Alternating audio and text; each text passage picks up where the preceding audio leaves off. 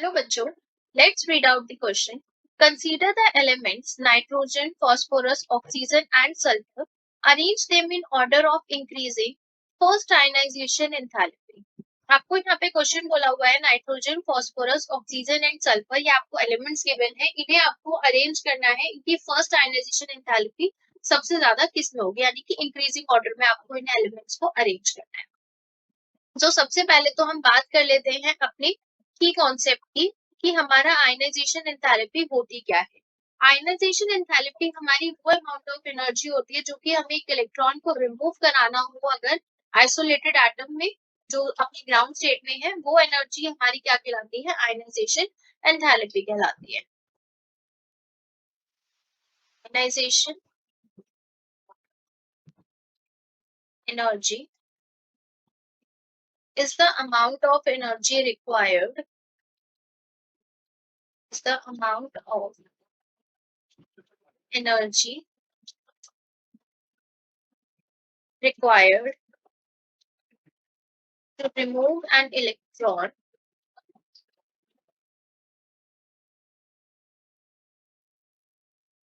an isolated atom from an isolated atom in its ground state. ये हमारी कहलाती है आयनाइजेशन एंथैल्पी और you can say that ionisation energy. अब down the group कैसे behave करती है हमारी आयनाइजेशन एनर्जी और टॉप अलोंग द पीरियड कैसे बिहेव करती है। From left to right ionisation energy increase क्यों करती है, क्योंकि एटॉमिक साइज हमारा क्या करता है उस टाइम पे डिक्रीज करता है। The first ionization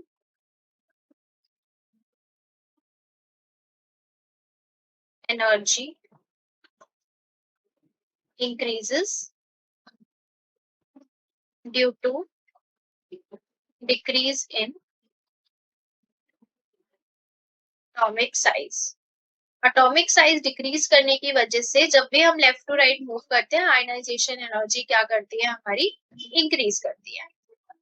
from top to bottom, अगर मैं बात करूं टॉप टू बॉटम या फिर बात करूं डाउन द ग्रुप, बात सेम है हमारी। टॉप टू बॉटम की बात करी जाए तो फर्स्ट आयनाइजेशन एनर्जी क्या करती है हमारी, डिक्रीज करती है, क्योंकि एटॉमिक साइज क्या कर रहा होता है हमारा उस टाइम पे, इंक्रीज कर रहा होता है। First ionisation energy decreases due to increase in atomic size.